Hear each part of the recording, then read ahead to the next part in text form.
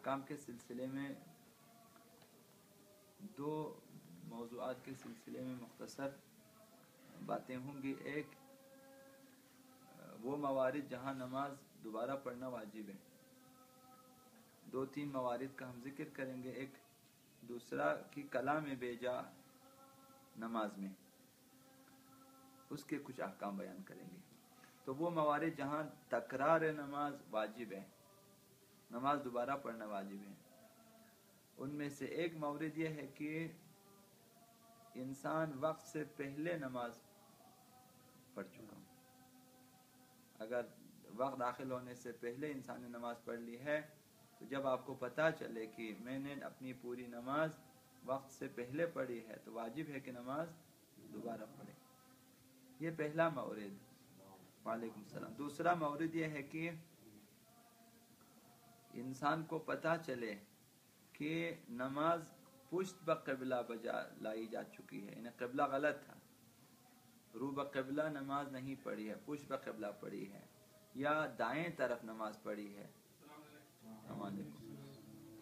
قبلہ جو ہے قبلے کے دائیں طرف ہم نے نماز پڑھی ہے، یا بائیں طرف کو ہم نے رخ کیا ہے غلطی سے. تو ان صورتوں میں جہاں آپ کو پتہ چلے کہ نماز دائیں طرف، بائیں طرف یا پشت بقبلہ ہم نے ادا کیا ہے تو وہاں واجب ہے کہ نماز دوبارہ پڑھیں. اگر نماز سے وقت گزر گیا ہو تو قضا پڑھیں.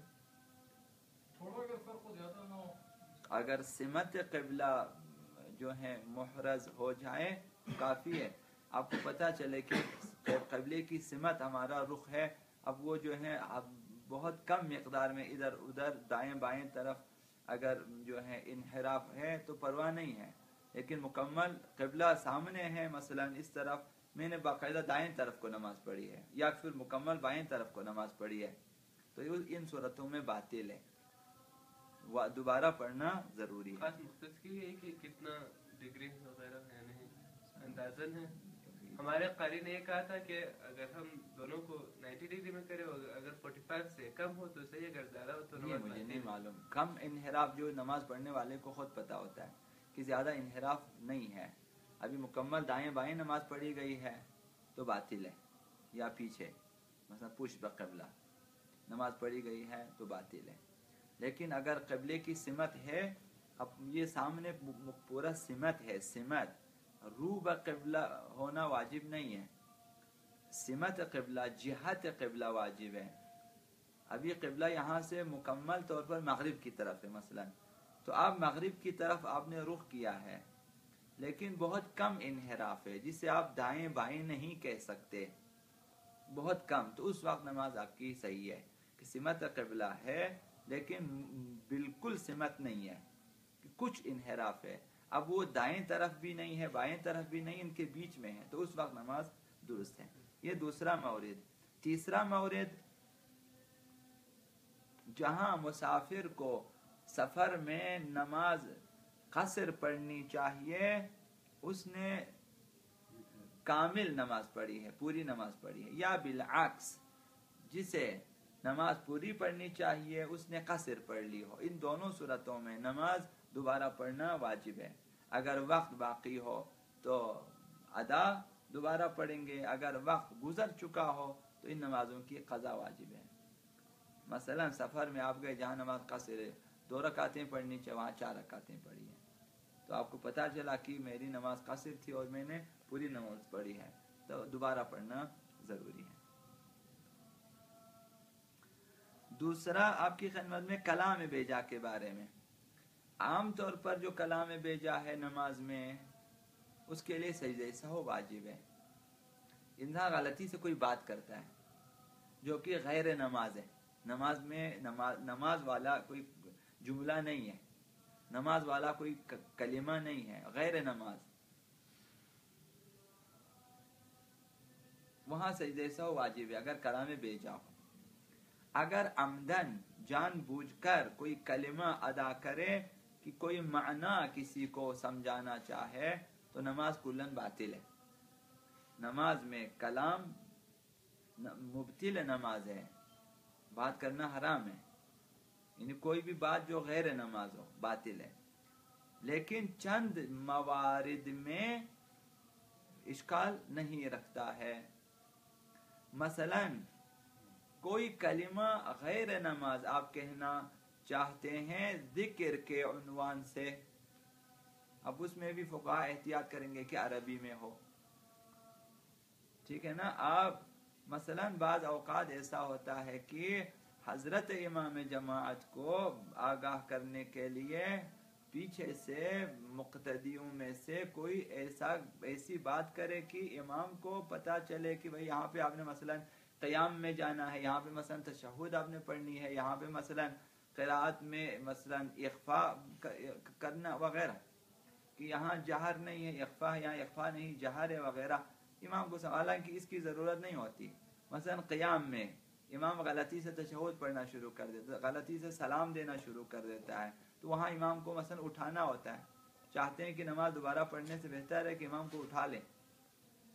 وہاں ان پیچھے سے کوئی مقتدی جو ہے کوئی کلمہ کہنا پڑتا، وہ کلمہ حتماً ذکر کے عنوان سے ہونا چاہیے. اگر آپ صرف امام کو ہی بتانے کے لیے کلمہ کہیں تو کلام بیجا نماز باطل ہو جائے گی. چونکہ نماز میں ذکر کی اجازت ہے، لہٰذا آپ کو یہ ذکر کہنا چاہیں گے تو انسان کو اس حد تک ذہنی طور پر آمادہ ہونا چاہیے کہ میں نے یہاں ایک ذکر کہنی ہے، اور امام کو اس سے ہم نے جو ہے اس ذکر کے ذریعے امام نے جو ہے متوجہ ہونا ہے. اور اس نے تو مثلا آپ یا اللہ کہیں گے تو وہ یا اللہ ذکر کے عنوان سے ہو، ذکر کی نیت سے ہو. مثلا یا حی یا قیوم مثلا جو ہے قیام کے لیے کوئی کہنا تو ذکر کے عنوان سے ہو. لہذا نماز میں ذکر جائز ہے. کہیں پر بھی آپ ذکر پڑھنا چاہیں، لا الہ الا اللہ، سبحان اللہ، اللہ اکبر، الحمدللہ، جس میں استغفر اللہ کا ذکر ہے یا نہیں معلوم، البتہ ذکر میں تسبیح و تحمید و تحلیل ہو. اچھا ہے جی، شہادت بھی ذکر میں کون ہے، شہادت؟ مثلا اشہد ان لا الہ الا اللہ وغیرہ. اگر امام جماعت لا الہ الا اللہ تو ہے، اب اشہد کے ساتھ ہے یا نہیں مجھے نہیں معلوم. اگر امام جماعت مثلا دوسری رکعت میں قیام کرے تو پھر جس معمولاً ہمارے معاشرے میں تو وہ لوگ تشہد شروع کرتے ہیں بلند آواز سے. ہمارے وہاں باتیں نہ کریں، وہ پھر لوگ اکثر لوگوں کی نمازیں باطل ہو جائے گی، اس وجہ سے احکام ہی بیان نہ کریں، وہ رکھیں اسی طرح. بحول اللہ پڑھنا شروع کر دیتے ہیں، خود کھڑے نہیں ہوتے ہیں، پیچھے کہتے ہیں بحول اللہ بحول، وہ کبھی تو 2-3 دفعہ دہراتے ہیں. آپ کو اجازت نہیں ہے کہ آپ بحول اللہ پڑھیں. آپ کی نماز ویسے بھی باطل نہیں ہوگی. آپ کو اپنے احکام پتہ ہے، امام کو آپ چھوڑ دیں، کچھ نہیں ہوتا. اصلا لوگ وہاں پہ اس قدر جو ہے مضطرب ہو جاتے ہیں، اس طرح ہکا بکا ہو جاتے ہیں، سمجھتے ہیں کہ اب یہ سیلاب آنے والا ہے. کچھ بھی نہیں ہوگا. امام بیٹھا تشہد پڑھتا ہے. اب آپ ذکر کے عنوان سے کچھ کہنا چاہیں تو کہیں، یہ ذکر کی نیت ہو. مثلا یا قیوم، ٹھیک ہے نا، یا لا حول ولا قوت الا باللہ، کہ وہ بحول اللہ اس کی سمجھ میں آ جائے. ذکر پڑھیں تاکہ امام آرام سے اٹھے. جب تک وہ تشہد پڑھے آپ کے پاس کافی ٹائم ہے. آپ آرام سے نیت کر کے کہ میں ذکر کہوں گا اور امام متوجہ ہو جائے. یہ مسئلہ بھی اپنے مجتہد کے رسالے عملیہ سے جاننا چاہیے. پڑھیں. ورنہ ضرورت نہیں ہے کہ آپ اپنی نمازوں کو آپ بیٹھے رہیں، ٹھیک، کہ امام تشہد پڑھ لیں، پھر امام جب کھڑے آپ بھی اٹھیں. اٹھ کے جہاں امام ایک رکعت مثلا کم ہو گئے، اگر آپ نہیں بچا سکتے ٹھیک ہے، جہاں امام چھوڑ دیں وہاں سے آپ اپنی چوتھی رکعت شروع کریں، کوئی حرج نہیں ہے. یہ تو آپ کی نماز کو کچھ بھی نہیں ہوگا. اگر آپ کو پتا چلے یعنی امام کی نماز ہی باطل ہے تو آپ اپنی نماز پورا ادا کرو، قصہ ختم ہے. تو لوگ پیچھے سے بحول اللہ، پھر بحول اللہ 2-3 دفعہ بھی شاید لوگ دہراتے ہیں. کلام بھیجا نماز باطل ہے. جان بوجھ کے پڑھیں باطل ہے، شروع کرتا ہے نا، جان بوجھ کے پڑھیں باطل ہے. متوجہ کرنے کے لیے کہ ادھر متوجہ کرنے کے لیے کلام بیجا کی اجازت نہیں ہے، ذکر کی اجازت ہے، قراءت کی اجازت ہے. تو کوئی آیت ایسی آپ ڈھونڈیں کہ قراءت کی نیت سے کہیں تاکہ امام متوجہ ہو جائے. آیت بھی ذکر میں شامل ہے نہ قراءت میں کہہ رہا ہوں، آپ متوجہ نہیں ہوتے. یا ذکر پڑھیں یا قراءت کریں.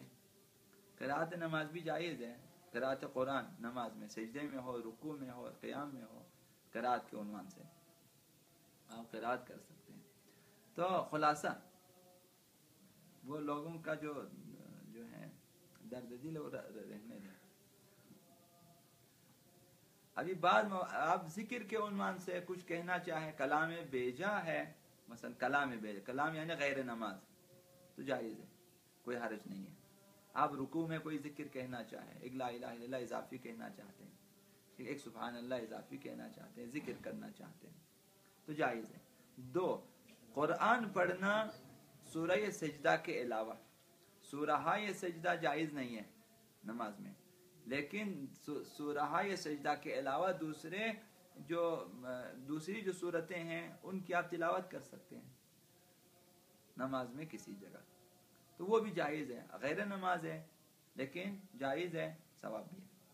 3، دعا کرنا، دعا غیر نماز، رکوع میں، سجود میں، ٹھیک، حتی تشہد میں، حتی بعد از رکوع مقام دعا ہے. لوگ ابھی سجدے میں تو پھر کرتے ہیں، باقی جگہوں پہ ابھی یہاں پہ رائج نہیں ہے. قیام میں جب آپ رکوع سے کھڑے ہو جاتے ہیں، ہاں وہاں بھی دعا ہے. استغفار مستحب ہے وہاں پہ، تسبیحات اربع کے بعد استغفار مستحب ہے.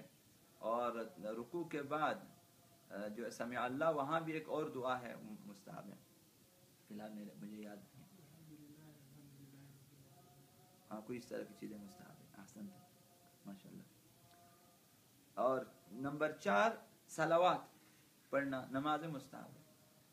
یعنی غیر نماز آپ رکوع میں، سجود میں، کلام بیجا ہے، کلام غیر نماز ہے، بیجا نہیں ہے، تو یہ جائز ہے. 5، جواب سلام واجب. سلام واجب وہ ہے کہ جو آنے والا آپ پر ہی سلام کرے، آپ کے لیے ہی نماز میں، اور سلام اس کا درست ہو تو آپ کے اوپر واجب ہے کہ آپ نماز میں وہی سلام واپس کر دیں. اگر انہوں نے کہا السلام علیکم، آپ بھی کہیں گے السلام علیکم جواب سلام، تو وہ بھی غیر نماز ہے لیکن جائز ہے. تو یہ 5 موارد کہ جہاں پہ کلام بیجا ہے